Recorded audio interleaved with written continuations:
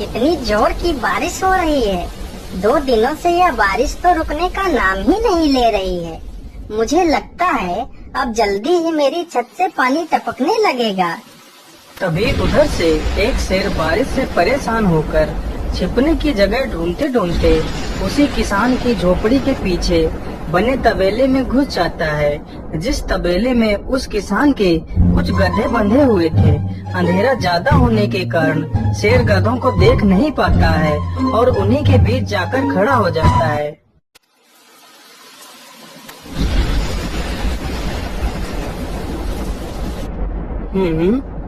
यहाँ से तो किसी मनुष्य की आवाज आ रही है। चलो चुपचाप बैठा रहता हूँ, जैसे ही यह आदमी मेरे करीब आएगा मैं इसे खा लूँगा। हाय हाय हाय, यह बारिश कब रुकेगी? ऊपर से यह टपका भी आ गया। अब मैं क्या करूँ? इस टपके से कैसे बचूं? इतना तो डर मुझे शेर और बाघ से भी नहीं लगता है, जितना डर मुझे इस टपके से लगता है। अरे यह टपका कौन है?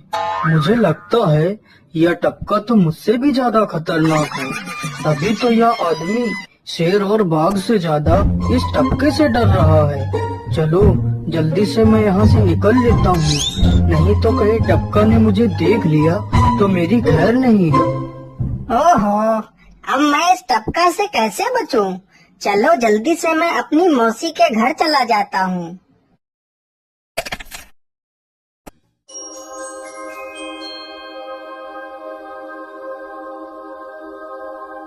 अरे चल चल गधे की औलाद, यहाँ पर छिपा हुआ बैठा है। अरे चल जल्दी। अरे ये क्या, जिसका डर था वही हुआ।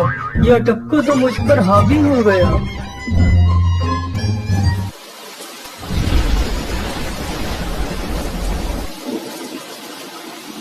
कैसे बचूं? कैसे बचूं? इस टपका से मैं कैसे बचूं? हे भगवान मेरी सहायता करो, मुझे इस टपका से बचाओ। मैं आज के बाद किसी प्राणी को नहीं मारूंगा, मैं मांसाहार छोड़ के शाकाहारी बन जाऊंगा। भगवान मेरी रक्षा करो। शेर को दौड़ते दौड़ते रात से सुबह हो जाती है।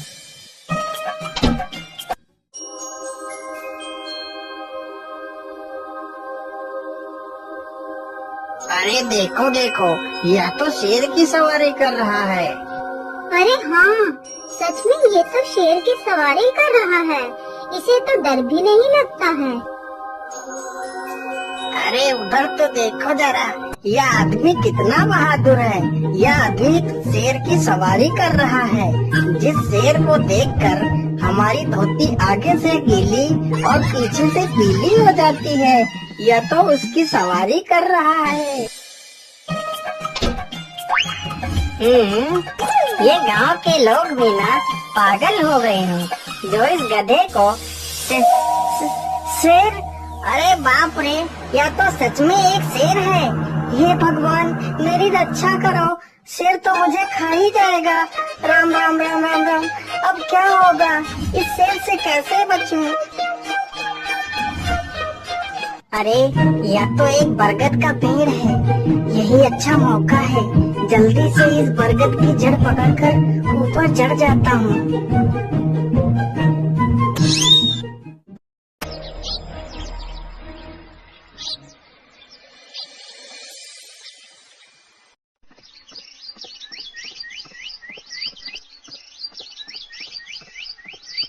अरे शेर भैया, तुम इतनी जोर जोर से भागते हुए कहाँ जा रहे हो?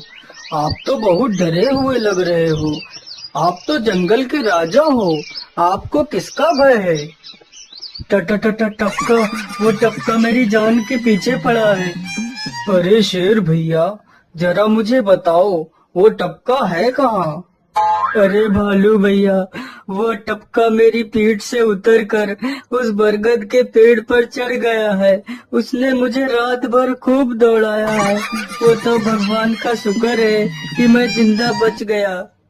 चलो शेर भैया, मुझे उस टपके के पास ले चलो, जरा मैं भी तो देखूं आखिर ये टपका है कौन। अरे नहीं भालू भाई, बड़ी मुश्किल से तो मेरी जान बची है। मैं अपनी जान फिर जोखिम में नहीं डालूंगा। तुम्हें जाना है तो जाओ। अच्छा अच्छा, ठीक है शेर भाई, तुम यहीं रुको, मैं अभी बरगद के पेड़ पर देखकर आता हूँ। आखिर ये टपका है कौन?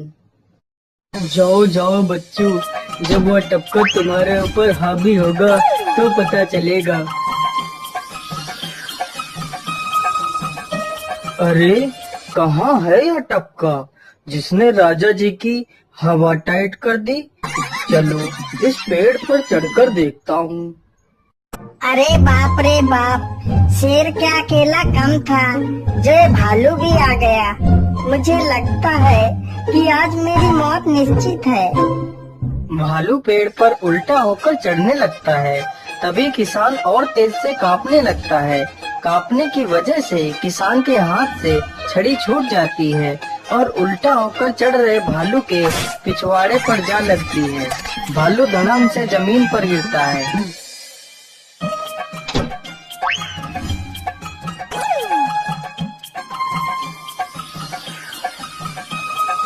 मुझे लगता है अब शेर और भालू दोनों भाग गए हैं। चलो अब जल्दी से यहाँ से निकल लेता हूँ। सारे राज्य में यह बात फैल गई कि हरिया किसान बहुत ही बहादुर है और वह शेर की सवारी कर लेता है। धीरे धीरे यह बात राजा तक पहुँच गई।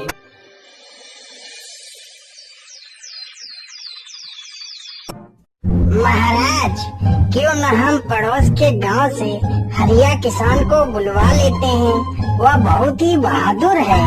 उसके बहादुरी के चर्चे तो पूरे राज्य में हैं। मुझे पूरा विश्वास है वह इस काम को जरूर कर सकता है। वह इस दुष्ट शेर को जरूर पकड़ लेगा। सैनिकों, हरिया किसान को आदर पूर्वक हमारे दरबार में पेश किया जाए। महाराज, आपने हमें याद किया। बताइए क्या बात है। मालिक, हमसे कोई भूल हो गई क्या मालिक? नहीं नहीं हरिया, तुमसे कोई गलती नहीं हुई है। यह कुछ लोग पड़ोस के गांव से आए हैं। इनका कहना है कि इनके गांव में कोई दुष्ट शेर आ गया है जो इनके पशुओं को उठाकर ले जाता है और उन्हें मारकर खा जाता है। हमने तुम्हारी बहादुरी के बहुत सारे किस्से सुने हैं। तुम बहुत ही बहादुर हो, इसलिए मैं तुम्हें उस शेर को पकड़ने की ये जिम्मेदारी सौंपता हूँ। अरे बाप रे बाप, उस बार तो मैं शेर के हाथों बच गया था, लेकिन इस बार मैं नहीं बचूंगा। अगर मैंने महाराज को सच सच बता दिया पर ही चढ़ा देंगे। अरे हरिया, तुम मन ही मन क्या बड़बड़ा रहे हो? कुछ नहीं महाराज, कुछ नहीं। मैं सोच रहा था कि मैं शेर को कैसे पकड़ूं। ये लो हरिया, कुछ स्वर्ण मुद्राएं रख लो, ये तुम्हारे काम आएंगी। क्या करूं, कैसे पकड़ूं उस शेर को? ये महाराज ने भी मुझे कैसी दुविधा में डाल दिया है। क्या करूं, क्या करूं? हाँ, मिल गया। फिर हरिया बाजार से एक रस्सी और एक जाल तथा एक बकरी खरीद कर लाता है। चलो जल्दी से, मैं यहाँ पर एक गड्ढा खोद देता हूँ।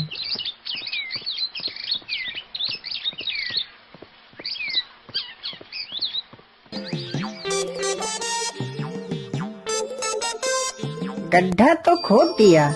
चलो अब जल्दी से इस बकरी को रस्सी से बांध देता हूँ। हरिया ने बकरी को रस्सी से बांधकर गड्ढे में खड़ा कर दिया और जाल को लेकर पेड़ की डाल पर बैठ जाता है।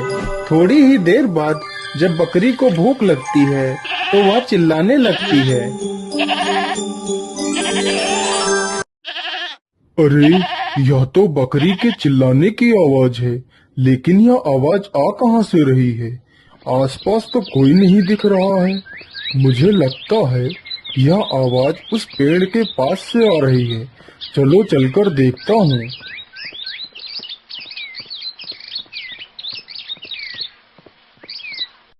अरे वाह, आज तो शिकार मेरे पास खुद चलकर आ गया।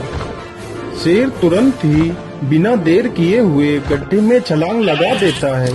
तभी किसान तुरंत ही बकरी को ऊपर खींच लेता है और जाल को गड्ढे के ऊपर गिरा देता है। शेर गड्ढे में ही फंस जाता है। यह देखकर गांव के सभी लोग बहुत ही खुश हो